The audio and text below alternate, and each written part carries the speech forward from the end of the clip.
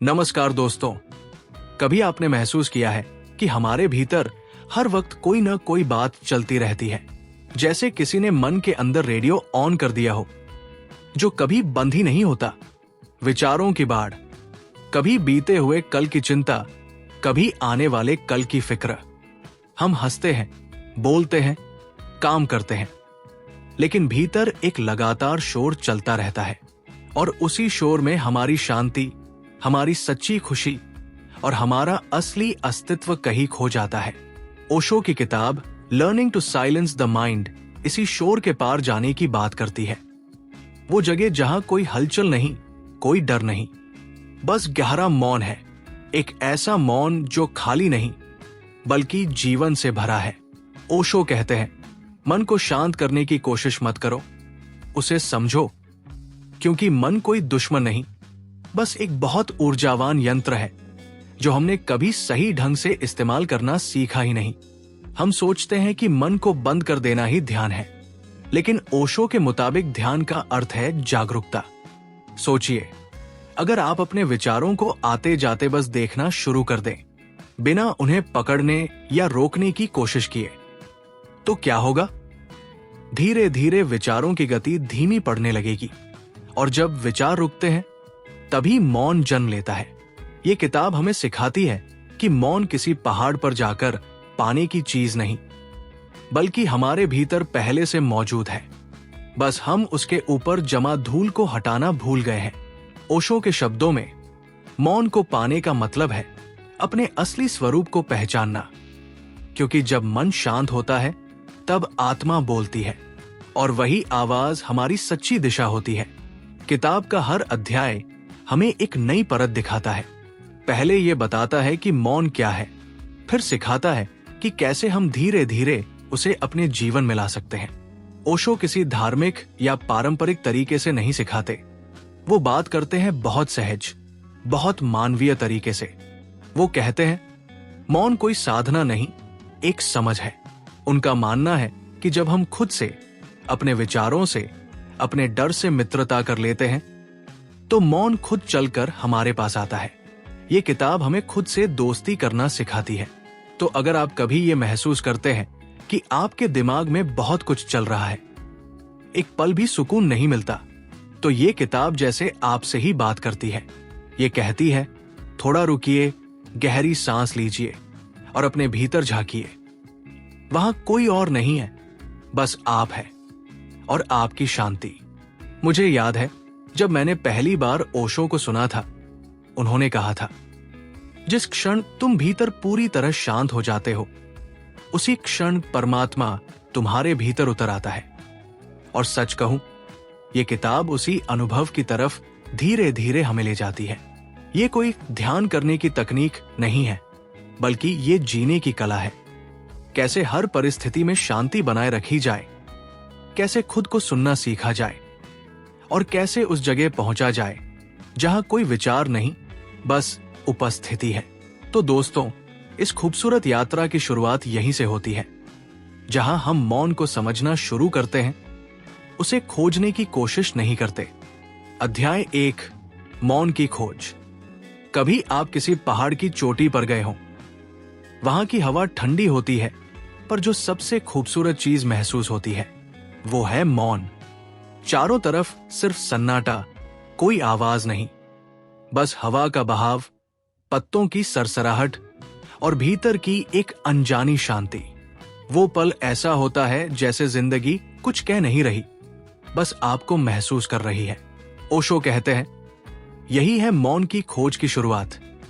लेकिन सच बताइए, हम में से कितने लोग उस मौन को खोजने की कोशिश करते हैं? हम तो ज्यादातर उससे भागते हैं। हमारा मन हमेशा कुछ न कुछ करना चाहता है। फोन चेक करना, किसी से बात करना, कुछ देखना, कुछ सुनना, क्योंकि अगर हम अकेले बैठ गए तो भीतर का शोर असहनीय हो जाता है। ओशो कहते हैं, मौन कोई वस्तु नहीं जिसे खोजा जाए। मौन तो आपका स्वाभाविक स्वरूप है। हम पैदा हुए थे मौन के साथ। एक छोटे बच्चे को देखिए, वो कितना शांत होता है। उसके चेहरे पर कोई तनाव नहीं, कोई लक्ष्य नहीं, कोई बनावटीपन नहीं, बस मासूमियत और उपस्थिति। वो मौन में ही जीता है। फिर धीरे धीरे समाज हमें विचारों से भर देता है। अच्छा क्या है, बुरा क्या है, ये करो, वो मत करो। और धीरे धीरे हमारा वो मौन, हमारी वो सहजता खो जाती है। मौन की खोज का मतलब है वापस लौटना, वापस उस जगह जहां से हम चले थे। वो जगह हमारे भीतर है, बाहर नहीं। ओशो कहते हैं कि मौन की खोज तब शुरू होती है जब हम ये महसूस करते हैं कि विचारों से, उपलब्धियों से या सफलता से हमें कभी सच्ची शांति नहीं मिलती। हम हर बार कुछ पा लेने के बाद भी भीतर अधूरे रहते हैं। और जब ये एहसास होता है कि अब कुछ भी पाने से संतोष नहीं मिलेगा, तब जीवन में एक नई यात्रा शुरू होती है, मौन की ओर। ये खोज आसान नहीं, क्योंकि मन को शांत करना मन के बस की बात नहीं। जितना आप उसे शांत करने की कोशिश करते हैं, वो उतना ही शोर करता है। ओशो का तरीका बड़ा सरल है। वो कहते हैं, मन को रोकने की कोशिश मत करो, बस उसे देखो, उसे समझो। वो एक कहानी सुनाते हैं। एक व्यक्ति ध्यान करने बैठा और बोला, अब मैं मन को शांत करूंगा। जैसे ही उसने आंखें बंद की, विचार और जोर से आने लगे। उसने फिर कोशिश की, फिर विचार बढ़े। थककर उसने खुद से कहा, अब जो होगा होने दो। और उस पल जब उसने कुछ करने की कोशिश छोड़ी, मौन उतर आया। ओशो कहते हैं, मौन तभी आता है जब हम प्रयास करना छोड़ देते हैं, क्योंकि मौन कोई उपलब्धि नहीं, वो तो अनुभव है। आप मौन को तब महसूस करते हैं जब आप कुछ बनना बंद कर देते हैं, जब आप अपने अस्तित्व को जैसा है वैसा ही स्वीकार करते हैं। ये खोज भीतर से बाहर की ओर नहीं, बल्कि बाहर से भीतर की ओर यात्रा है। हम जीवन भर दुनिया जीतने में लगे रहते हैं, लेकिन इस किताब में ओशो कहते हैं, जिसने खुद को जीत लिया, उसने सब जीत लिया। मौन की खोज में एक बहुत खूबसूरत बात यह है कि ये हर किसी के लिए अलग होती है। किसी के लिए ये प्रकृति में बैठना है, किसी के लिए संगीत सुनना, किसी के लिए गहरी सांसों में उतर जाना। मौन कोई तरीका नहीं, ये एक स्थिति है। ये तब आती है जब आप पूरी तरह इस पल में होते हैं। एक बार किसी ने ओशो से पूछा, मौन कैसा लगता है? उन्होंने मुस्कुराते हुए कहा, मौन कोई अनुभव नहीं, मौन वह है जो अनुभव को देखता है। क्या खूबसूरत पंक्ति है। मतलब मौन में आप सब कुछ महसूस करते हैं, पर खुद उन अनुभवों में फंसते नहीं। आप बस साक्षी बन जाते हैं। और जब ये साक्षी भाव गहराता है, तो एक अनोखी शांति उतरती है, जो बाहर के मौन से नहीं आती, बल्कि भीतर के मौन से निकलती है। ये शांति इतनी गहरी होती है कि वो आपके हर शब्द, हर मुस्कान, हर रिश्ते में झलकने लगती है। तब मौन सिर्फ ध्यान नहीं रहता, वो आपकी जीवन शैली बन जाता है। ओशो कहते हैं, मौन में उतरना ही सच्ची प्रार्थना है, क्योंकि जब मन शांत होता है, तभी आप जीवन की आवाज सुन पाते हैं, और तभी आपको पता चलता है कि जीना क्या होता है। तो दोस्तों, अगर अब तक आपने मौन को बस चुप रहना समझा था, तो अब आप जानते हैं, मौन तो आत्मा की सबसे सुंदर भाषा है, और ये किताब हमें उसी भाषा को समझना सिखाती है। अध्याय 2, ध्यान का अर्थ। कभी आपने ध्यान करने की कोशिश की है, आंखें बंद की, गहरी सांस ली और मन में कहा, अब बस मुझे शांत रहना है। लेकिन 5 सेकंड बाद ही कोई विचार आया, आज क्या बनाऊंगा खाने में। फिर दूसरा, कहीं देर तो नहीं हो जाएगी। और फिर तीसरा, मैं ध्यान ही क्यों कर रहा हूं। यानी ध्यान करने की कोशिश में भी मन अपना खेल खेलता रहता है। ओशो कहते हैं, ध्यान करने की कोशिश करना ध्यान को खो देना है, क्योंकि ध्यान कोई कर्म नहीं है, ध्यान एक अवस्था है। जैसे ही आप प्रयास करते हैं, वो टूट जाता है। पहले आपको यह समझना होगा कि ध्यान का मतलब क्या है। कई लोग सोचते हैं कि ध्यान का अर्थ है विचारों को रोक देना, लेकिन ओशो कहते हैं, विचारों को रोकने की कोशिश करना उन्हें और बढ़ाने जैसा है। ध्यान का असली अर्थ है विचारों को देखना, उन्हें बिना जज किए, बिना दबाए, बस देखते रहना। सोचिए, जैसे आप एक सड़क के किनारे खड़े हैं और गाड़ियां आपके सामने से गुजर रही हैं। आप बस उन्हें जाते हुए देखते हैं। आप न किसी गाड़ी में बैठते हैं, न किसी को रोकते हैं। ठीक वैसे ही ध्यान में आप अपने विचारों को आते जाते देखते हैं और एक पल आता है जब ट्रैफिक धीरे धीरे कम हो जाता है। फिर अचानक शांति। ओशो कहते हैं, ध्यान कोई तकनीक नहीं है, ये जागरूकता है। आप जो भी कर रहे हैं, अगर उसमें पूरी जागरूकता है तो वही ध्यान है। आप खाना खा रहे हैं, लेकिन अगर आप हर कौर को महसूस कर रहे हैं, उसकी खुशबू, उसका स्वाद, उसका स्पर्श, तो वो ध्यान है। आप चल रहे हैं, अगर हर कदम का एहसास है, अगर आप धरती को छूने का अनुभव कर रहे हैं, तो वो ध्यान है। ओशो कहते हैं, ध्यान कोई क्रिया नहीं है, बल्कि वो होने की स्थिति है। जब आप पूरी तरह अब में होते हैं, न अतीत में न भविष्य में, वही ध्यान घटता है। कई लोग पूछते हैं, ध्यान कैसे शुरू करें? वो मुस्कुराते हैं और कहते हैं, शुरू मत करो, बस रुक जाओ। क्योंकि ध्यान शुरू नहीं किया जा सकता, वो तो स्वतः घटता है जब मन का कोलाहल थमता है। आपने देखा होगा, जब कभी आप किसी खूबसूरत दृश्य को देखते हैं, जैसे समुद्र के किनारे सूरज का ढलना, कुछ पल के लिए सब रुक जाता है। आप न सोचते हैं, न बोलते हैं, बस होते हैं। वही है ध्यान। वो क्षण जब विचार रुक जाते हैं, जब समय थम जाता है और केवल उपस्थिति रह जाती है। ओशो ध्यान को कोई गंभीर चीज नहीं मानते। वो कहते हैं, ध्यान खेल की तरह है। आप जितना सहज रहेंगे, उतना गहराई में उतरेंगे। अगर आप तनाव लेकर ध्यान करेंगे, तो ध्यान नहीं होगा, बस तनाव का नया रूप बन जाएगा। वो हंसते हुए कहते हैं, लोग ध्यान में भी लक्ष्य खोज लेते हैं। मैं 1 घंटा बैठ गया, आज मेरा ध्यान गहरा गया। जैसे कोई ध्यान में भी उपलब्धि हासिल करना चाहता हो। लेकिन ध्यान में कोई लक्ष्य नहीं होता, क्योंकि ध्यान वहां शुरू होता है जहां मैं खत्म होता है। ओशो बताते हैं कि ध्यान का अर्थ है पूर्ण समर्पण।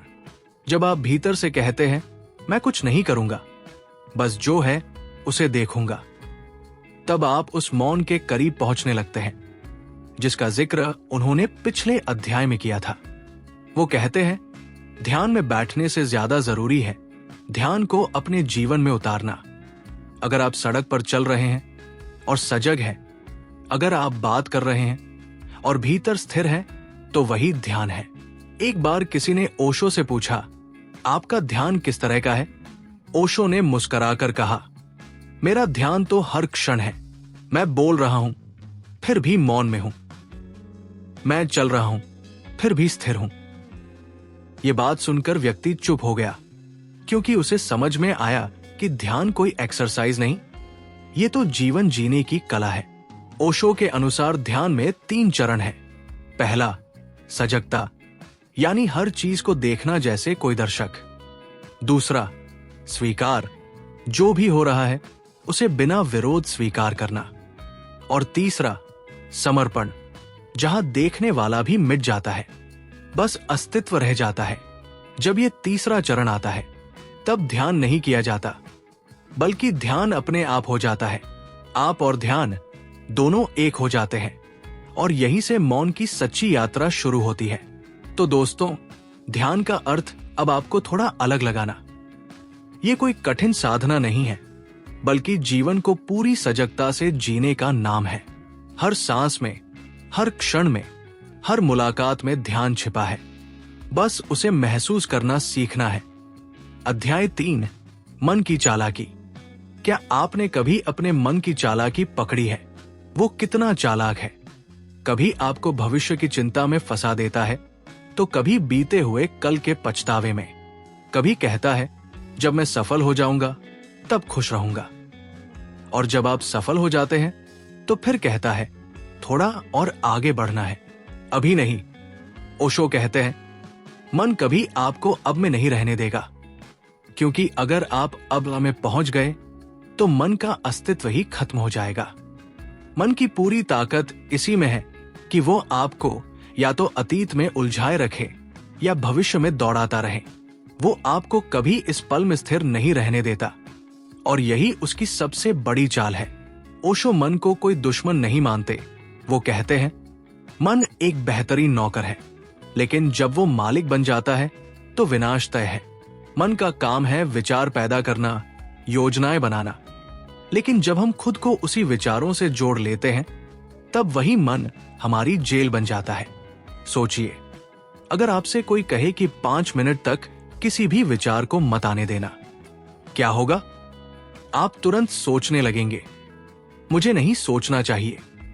और ये भी एक विचार ही है। यानी मन कितना चालाक है, वो खुद को छिपाकर भी सक्रिय रहता है। ओशो कहते हैं मन हमेशा 2 सिरों पर झूलता रहता है। वो कभी कहता है ये सही है तो कभी ये गलत है। कभी कहता है मैं महान हूं, फिर कुछ देर बाद कहता है मैं बेकार हूं। वो विरोधों का समुंदर है और इसी विरोध में हम हर पल टूटते रहते हैं। वो एक उदाहरण देते हैं, अगर तुम खुश हो तो मन कहेगा कुछ गलत हो रहा है, ये ज्यादा देर नहीं टिकेगा। अगर तुम दुखी हो तो कहेगा तुम हमेशा ऐसे ही रहोगे। मतलब मन को संतोष नहीं चाहिए, उसे तो बस नाटक चाहिए, ड्रामा चाहिए। वो तो बस चलना चाहता है बिना रुके। लेकिन ओशो हमें सिखाते हैं कि मन से लड़ने की जरूरत नहीं है, बल्कि उसे देखने की जरूरत है। क्योंकि मन को देखने वाला मन नहीं हो सकता। वो कुछ और है, कुछ गहरा, कुछ स्थिर, जिसे ओशो साक्षी कहते हैं। वो कहते हैं जैसे ही तुम मन को देखना शुरू करते हो तुम उससे अलग हो जाते हो। जैसे कोई स्क्रीन पर फिल्म देख रहा हो, फिल्म में चाहे कितना भी हंगामा हो, देखने वाला प्रभावित नहीं होता। उसी तरह जब आप मन को देखने लगते हैं तो आप उसके नाटक से मुक्त होने लगते हैं। मन की चालाकी का सबसे बड़ा रूप है पहचान का भ्रम। मन आपको यह विश्वास दिलाता है कि मैं ही तुम हूं, लेकिन सच्चाई उलट है। आप मन नहीं है, आप मन के पीछे का मौन है। मन तो मौसम की तरह आता जाता है, कभी खुशी लाता है, कभी दुख, कभी गुस्सा, कभी प्रेम। लेकिन जो ये सब देख रहा है वो सदा स्थिर है, सदा मौन है। ओशो कहते हैं मन से छुटकारा पाने का तरीका उसे नकारना नहीं, बल्कि उसकी चालाकी को पहचानना है। जैसे ही आप उसकी हर हरकत को पकड़ना शुरू करते हैं मन धीरे धीरे अपनी शक्ति खो देता है। क्योंकि उसका खेल तभी चलता है जब आप बेखबर रहते हैं। आपने देखा होगा जब कोई झूठा व्यक्ति झूठ बोलता है और सामने वाला मुस्कुराकर कह देता है मुझे पता है तुम झूठ बोल रहे हो, तो वो झूठा एकदम कमजोर पड़ जाता है। ठीक वैसे ही जब आप अपने मन की चालाकी पर मुस्कुराते हैं तो वो शक्तिहीन हो जाता है। ओशो कहते हैं मन को बहुत गंभीरता से मत लो। अगर वो कहता है तुम असफल हो तो हंस दो, कहो धन्यवाद मन, फिर मिलते हैं। अगर वो कहता है तुम महान हो तो भी मुस्कुरा दो, क्योंकि दोनों ही बातें भ्रम है। सच तो सिर्फ मौन में है। मन की एक और चाल यह है कि वो खुद को धार्मिक, ज्ञानी या आध्यात्मिक बना लेता है। वो कहता है देखो अब मैं बहुत शांत हूं, मैं ध्यान कर रहा हूं। लेकिन ध्यान में ये मैं ही सबसे बड़ा अवरोध है। ओशो कहते हैं जब तक मैं ध्यान कर रहा हूं बचा है, तब तक ध्यान नहीं हुआ। ध्यान तब होता है जब मैं पूरी तरह गायब हो जाए, जब केवल अनुभव रह जाए, अनुभव करने वाला नहीं। और यही पहचान, यही समझ हमें मौन की ओर ले जाती है। जब हम मन की चालों को समझ लेते हैं तो उसे नियंत्रित करने की जरूरत नहीं रहती। वो खुद शांत होने लगता है, क्योंकि उसके पास अब आपको फंसाने की ताकत नहीं बचती। तो दोस्तों, मन बहुत प्यारा धोखेबाज है। वो आपका दुश्मन नहीं, लेकिन वो सच्चा साथी भी नहीं। जब तक आप उसे पहचानते नहीं वो आपको घुमाता रहेगा। पर जैसे ही आप उसकी चालाकी पर मुस्कुराना सीख जाते हैं वो आपका सेवक बन जाता है और आप उसके स्वामी। अध्याय 4, साक्षी भाव। कभी कभी जिंदगी में हम इतने उलझ जाते हैं कि खुद को ही भूल जाते हैं। हम सोचते हैं कि मैं परेशान हूं, मैं गुस्से में हूं, मैं दुखी हूं। लेकिन ओशो कहते हैं तुम न तो गुस्सा हो न दुख, तुम केवल साक्षी हो, देखने वाले। अब जरा सोचो, जब तुम किसी फिल्म को देखते हो तो स्क्रीन पर कितनी ही घटनाएं घटती है। प्यार, झगड़ा, मौत, हंसी। पर क्या वो सब तुम्हारे साथ घटता है? नहीं ना, तुम तो बस देख रहे होते हो। वही बात ओशो मन के लिए कहते हैं। मन में जो भी चलता है वो फिल्म की तरह है, तुम उसका दर्शक हो, अभिनेता नहीं। ओशो समझाते हैं कि साक्षी भाव का मतलब है अपने अनुभवों को सिर्फ देखना, बिना उनमें डूबे हुए। जैसे किसी नदी के किनारे बैठा व्यक्ति बहते पानी को देख रहा हो। वो जानता है पानी बह रहा है, लेकिन वो पानी नहीं है। अब सोचो, जब कोई तुम्हें गाली देता है या अपमान करता है, तुम्हारा मन तुरंत प्रतिक्रिया करता है। गुस्सा, दर्द, जलन, सब कुछ उमड़ पड़ता है। लेकिन अगर उस पल तुम साक्षी भाव में रह सको तो तुम देखोगे कि गुस्सा उठ रहा है, फिर धीरे धीरे मिट भी रहा है। ये देखना ही ध्यान की सबसे ऊंची अवस्था की शुरुआत है। ओशो कहते हैं, जिस दिन तुम अपने मन को देखना सीख लोगे, उसी दिन तुम आजाद हो जाओगे। क्योंकि मन तुम्हें बांध नहीं सकता जब तुम उसे पहचान लेते हो। गुस्सा तुम्हें चला नहीं सकता जब तुम कह सको, हाँ मैं देख रहा हूं, गुस्सा उठ रहा है। डर तुम्हें डरा नहीं सकता जब तुम जान सको, ये डर है, मैं नहीं। ये बहुत सूक्ष्म लेकिन गहरा अनुभव है। शुरुआत में मुश्किल लगता है क्योंकि हम हमेशा करने के आदी हैं, लेकिन साक्षी भाव करने का नहीं, देखने का अभ्यास है। जितना तुम इसे अपनाओगे उतना भीतर से हल्के होते जाओगे। ओशो कहते हैं, जब तुम साक्षी बन जाते हो तो भीतर एक स्थिरता पैदा होती है जो किसी भी तूफान से नहीं हिलती। यानी अगर बाहर का माहौल कितना भी उथल पुथल वाला हो, तुम्हारा भीतर शांत रहेगा।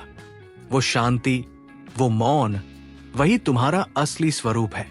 और एक खूबसूरत बात ओशो कहते हैं, साक्षी भाव का मतलब ये नहीं कि तुम ठंडे हो गए या दुनिया से कट गए हो। इसका मतलब है तुम पहली बार सच में जीना शुरू कर रहे हो, क्योंकि अब तुम बिना डर के, बिना निर्णय के सब कुछ अनुभव कर सकते हो। सोचो कितना सुंदर होगा वो जीवन जहां तुम हर भावना को आते जाते देख सको, लेकिन उनमें डूबो नहीं। जहां हर घटना तुम्हारे लिए एक सीख बन जाए, न कि एक बोझ। यही साक्षी भाव की ताकत है। तो अगली बार जब तुम्हारे भीतर कोई हलचल उठे, बस रुक जाना, आंखें बंद करो, गहरी सांस लो और बस देखो। देखो कि मन में क्या चल रहा है। तुम देखोगे, जैसे जैसे तुम देखने लगोगे वैसे वैसे वो हलचल मिटने लगेगी, क्योंकि देखने में ही मुक्ति है। और यही साक्षी भाव तुम्हें धीरे धीरे मौन की ओर ले जाता है, उस शांति की ओर जहां कुछ कहने, कुछ करने की जरूरत नहीं होती। वहां बस होना है, देखना है और मुस्कुराना है। अध्याय 5, मौन और प्रेम। कभी तुमने महसूस किया है, जब भीतर सन्नाटा होता है तो दिल में एक अजीब सी गर्मी, एक मुलायम सी करुणा उठती है। वही है प्रेम का मौन स्वर। ओशो कहते हैं, मौन और प्रेम दो पंख हैं जिनसे आत्मा उड़ती है। मौन के बिना प्रेम अधूरा है और प्रेम के बिना मौन सूखा है। जब मन शांत होता है तभी प्रेम अपनी असली सुगंध में खिलता है। लेकिन आज हम जिस प्रेम को जानते हैं वो अधिकतर शोर से भरा है। उसमें उम्मीदें हैं, शिकायतें हैं, स्वार्थ है। हम कहते हैं मैं तुमसे प्यार करता हूं, लेकिन उसके पीछे छिपा होता है तुम मुझे खुश करो। ओशो कहते हैं, ये प्रेम नहीं, ये लेन देन है। सच्चा प्रेम तो तब जन्म लेता है जब तुम खुद मौन हो जाते हो। जरा सोचो, जब तुम्हारे भीतर कोई शोर नहीं, कोई विचार नहीं, सिर्फ शांति है, स्थिरता है, तभी तुम्हारे भीतर से प्रेम बहना शुरू होता है। वो प्रेम किसी व्यक्ति से जुड़ा नहीं होता, वो अस्तित्व से जुड़ता है। वो प्रेम वृक्षों के लिए होता है, आसमान के लिए, हवा के लिए, यहां तक कि उन लोगों के लिए भी जो तुम्हें कभी समझ नहीं पाए। ओशो का कहना है, प्रेम कोई भावना नहीं, ये एक स्थिति है। जब तुम मौन में उतरते हो तो तुम्हारे भीतर प्रेम स्वयं जागता है। तुम उसे पैदा नहीं करते, वो मौन की कोख से जन्म लेता है। अब जरा एक चित्र बनाओ अपने मन में, एक शांत झील का, जिसमें हवा का कोई कंपन नहीं। उस झील में आकाश का प्रतिबिंब कितना सुंदर, कितना स्पष्ट दिखता है। ठीक उसी तरह जब तुम्हारे भीतर का मन शांत होता है, तब प्रेम, सत्य और आनंद के प्रतिबिंब साफ दिखाई देने लगते हैं। ओशो कहते हैं, मौन तुम्हें प्रेम सिखाता है, क्योंकि मौन में तुम खुद से प्रेम करना सीखते हो। और जब तुम खुद को स्वीकार कर लेते हो, अपनी कमियों, अपनी भावनाओं, अपने अंधेरे हिस्सों सहित, तभी तुम दूसरों से सच्चा प्रेम कर सकते हो। अगर तुम्हारे भीतर शोर है तो तुम दूसरों पर शोर उंडेलते हो। अगर तुम्हारे भीतर शांति है तो तुम दुनिया में शांति फैलाते हो। ये कोई जादू नहीं, ये स्वाभाविक है।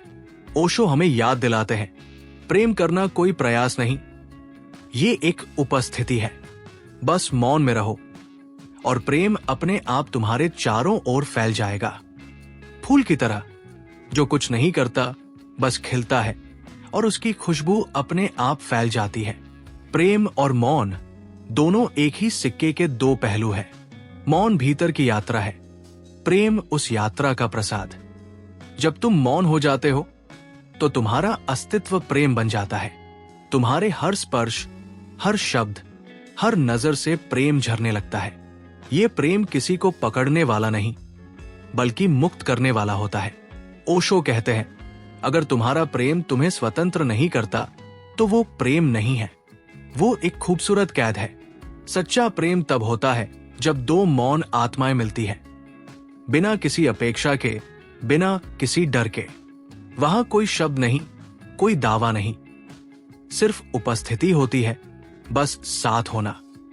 वहां मौन बोलता है और प्रेम सुनता है। और इसीलिए ओशो कहते हैं, मौन ही सबसे ऊंचा प्रेम है, क्योंकि वहां प्रेम शब्दों से परे पहुंच जाता है।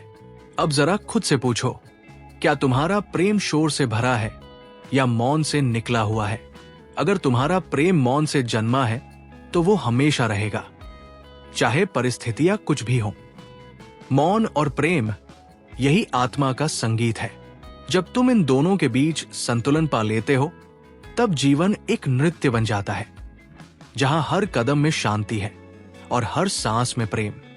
अब समय है अगले कदम का, क्योंकि अब जब हम मौन और प्रेम को समझ चुके हैं, तो अगला अध्याय हमें ले जाएगा उस गहराई तक जहां सब कुछ मिट जाता है और केवल शून्यता बचती है। अध्याय 6, शून्यता का अनुभव। कभी तुमने पूरी रात आसमान को देखा है, वो असीम खालीपन जहां न कोई सीमा है, न कोई हलचल, बस गहराई है, और उस गहराई में एक अद्भुत शांति। ओशो कहते हैं, यही है शून्यता का अनुभव। लेकिन ध्यान दो, ये खालीपन वैसा नहीं है जैसा हम रोजमर्रा में समझते हैं। ये उदासी नहीं, ये अकेलापन नहीं, ये वो खालीपन है जो पूर्णता से भरा है। जहां कुछ नहीं बचता, वहां सब कुछ मिल जाता है। ओशो कहते हैं, जब तुम मौन में उतरते हो और प्रेम में बहते हो, तो अंततः तुम एक ऐसी जगह पहुंचते हो जहां मैं मिट जाता है। वहीं से शून्यता शुरू होती है। ये वो जगह है जहां न विचार है, न इच्छाएं, न अपेक्षाएं, सिर्फ होना है। कल्पना करो, एक दीपक जल रहा है, उसके चारों ओर अंधकार फैला है। अब वो दीपक बुझ जाता है और जो रह जाता है वो केवल अंधकार नहीं, बल्कि अनंत आकाश है। वहां कोई सीमाएं नहीं, कोई पहचान नहीं, बस तुम हो, लेकिन तुम भी नहीं, क्योंकि जिसने मैं कहा था वो भी अब खो गया है। ओशो कहते हैं, शून्यता वो अवस्था है जहां तुम स्वयं के भी साक्षी नहीं रह जाते। तुम खुद में विलीन हो जाते हो, जैसे बूंद सागर में। ये सुनने में डरावना लग सकता है, क्योंकि हमारा मन हमेशा पकड़ना चाहता है, कुछ बनना चाहता है, कुछ साबित करना चाहता है। लेकिन शून्यता कहती है, कुछ मत बनो, बस मिट जाओ और देखो क्या बचता है। वहां बचता है आनंद, प्रकाश और अनंत स्वतंत्रता। क्योंकि जब तुम मिट जाते हो, तो वही ऊर्जा जो सृष्टि को चला रही है तुम्हारे भीतर बहने लगती है। ओशो समझाते हैं, शून्यता में डर नहीं होता, क्योंकि वहां कोई तुम नहीं हो जो डरे। डर हमेशा किसी अस्तित्व का होता है। जब अस्तित्व ही विलीन हो जाए तो डर कहाँ रहेगा।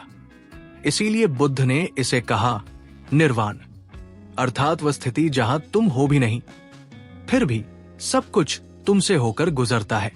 अब ये कोई सिद्धांत नहीं, ये अनुभव है। इसे शब्दों में बांधा नहीं जा सकता।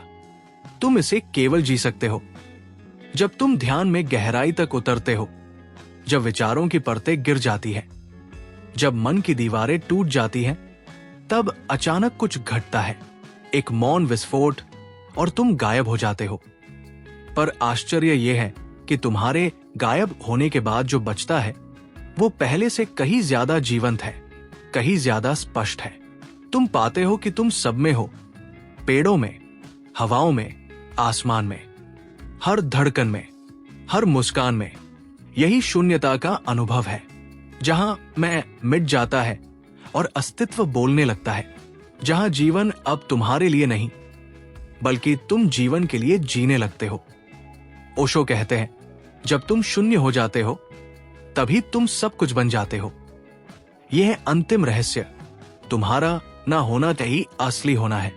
यह सुनने में दार्शनिक लग सकता है, लेकिन असल में यह जीवन का सबसे व्यावहारिक सत्य है। क्योंकि जब तुम अपने अहंकार से, अपने डर से, अपने विचारों से खाली हो जाते हो, तभी सच्ची रचनात्मकता, सच्चा आनंद, सच्चा प्रेम जन्म लेता है।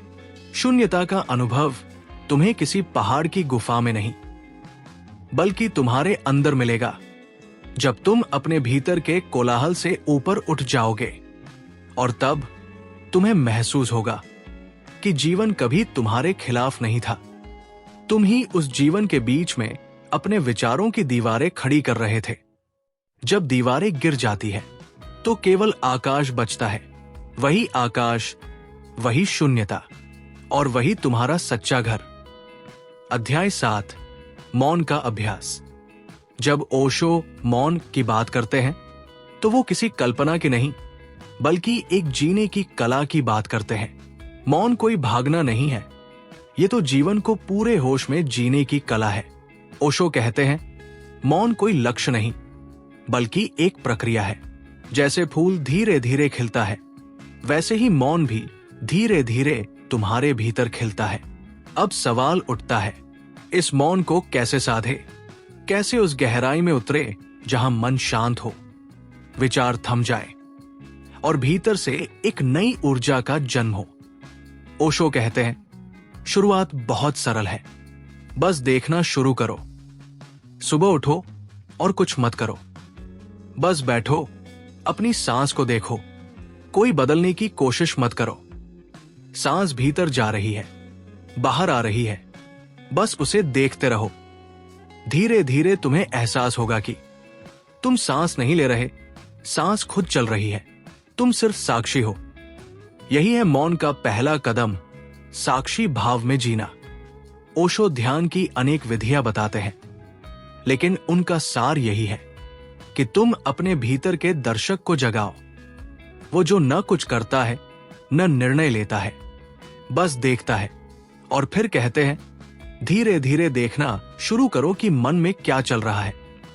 विचार उठ रहे हैं, उन्हें मत रोको, बस उन्हें गुजरने दो, जैसे आसमान से बादल गुजरते हैं।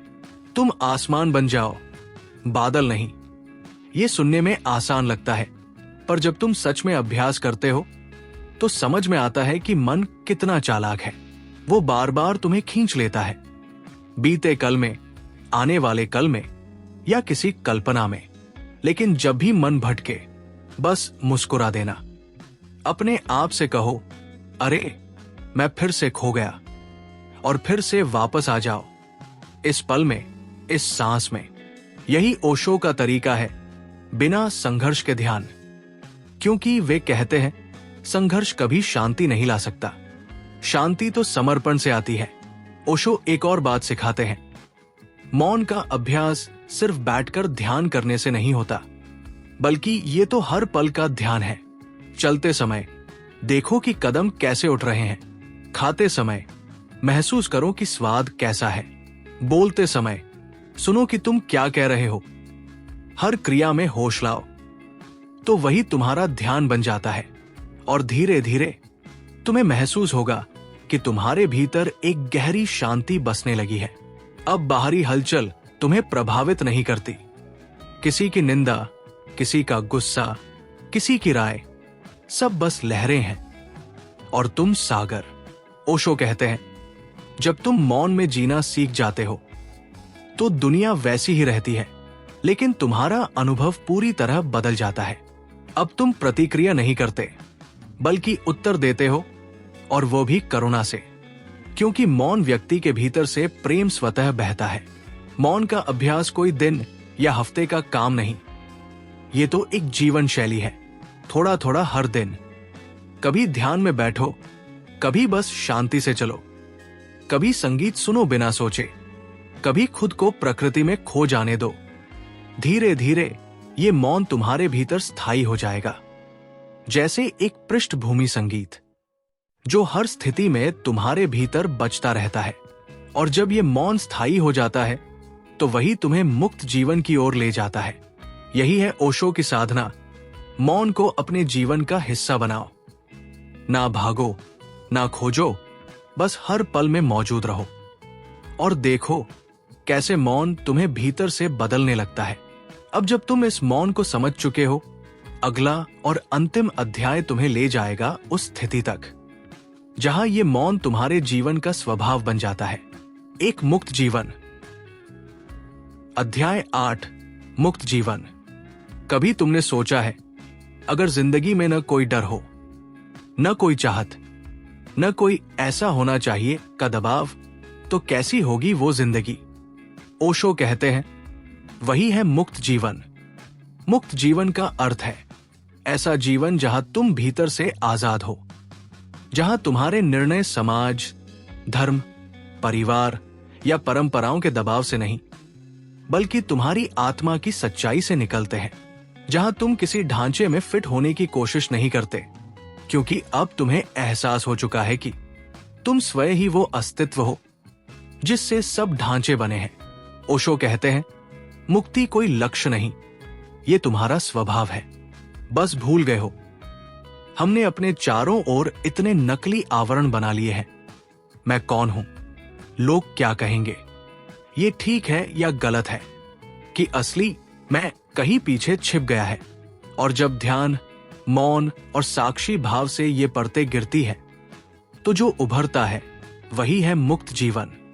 ये जीवन साधारण नहीं होता, क्योंकि इसमें न कोई दिखावा है, न कोई मजबूरी। ये पूरी तरह सहज होता है, जैसे नदी बह रही हो, जैसे फूल खिल रहा हो, जैसे हवा चल रही हो।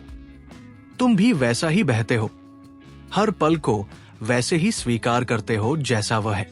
ओशो कहते हैं, मुक्त व्यक्ति वो नहीं जो दुनिया से भाग गया है, बल्कि वो है जो दुनिया के बीच में रहकर भी अस्पर्शित है।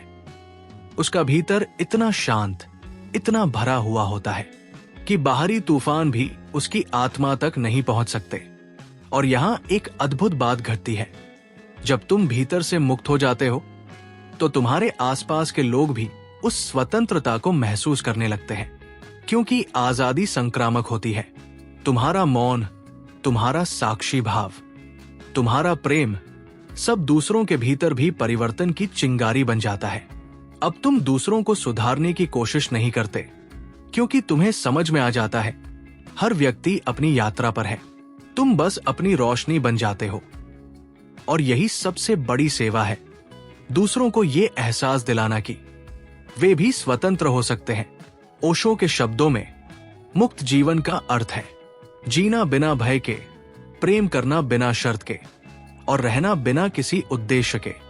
अब ये बिना उद्देश्य सुनकर कुछ लोगों को भ्रम होता है कि क्या इसका मतलब है कि हमें कुछ नहीं करना चाहिए। ओशो कहते हैं, नहीं, इसका अर्थ है जो भी करो वो पूर्णता से करो, पर किसी परिणाम की चिंता के बिना। फूल खिलता है, खुशबू देता है, किसी की प्रशंसा के लिए नहीं, बल्कि क्योंकि वह स्वभावतः खिलता है। यही है मुक्त जीवन, जहां हर क्रिया एक नृत्य बन जाती है, हर सांस एक प्रार्थना और हर क्षण एक त्योहार। मुक्त व्यक्ति वो नहीं जो चीजों से भागता है, बल्कि वह जो हर चीज को प्रेम से स्वीकारता है।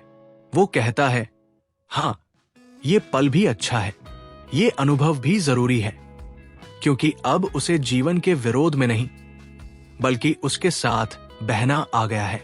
और जब ये स्वीकृति गहरी होती जाती है, तो भीतर का तनाव, द्वंद्व और असुरक्षा सब मिट जाते हैं। जो बचता है वो शांति है, आनंद है और एक असीम आजादी। ओशो कहते हैं, मुक्त जीवन का अर्थ ये नहीं कि तुम्हारे चारों ओर दीवारें नहीं हैं, बल्कि ये कि अब तुम्हारे भीतर कोई कैद नहीं है। तो दोस्तों, यह है learning to silence the mind का अंतिम संदेश। मौन के माध्यम से साक्षी बनो, साक्षी भाव से प्रेम जगाओ, प्रेम से शून्यता में उतर जाओ और शून्यता से मुक्त जीवन को जन्म दो। ये कोई धार्मिक यात्रा नहीं, ये तुम्हारे स्वयं तक लौटने की यात्रा है, क्योंकि आखिर में जितना भी दूर चलो, मंजिल वही होती है, तुम्हारे भीतर। तो अब इस पल में गहरी सांस लो और महसूस करो वो आजादी, वो शांति जो तुम्हारे भीतर हमेशा से थी।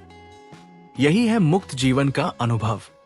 ओशो हमें यही सिखाते हैं, जीवन का आनंद लो मगर होश में, मौन रहो मगर जीवंत रहो। और जब तुम दोनों को साथ जीना सीख जाते हो, तभी तुम सच में मुक्त होते हो। तो दोस्तों, यही थी learning to silence the mind की आत्मिक यात्रा।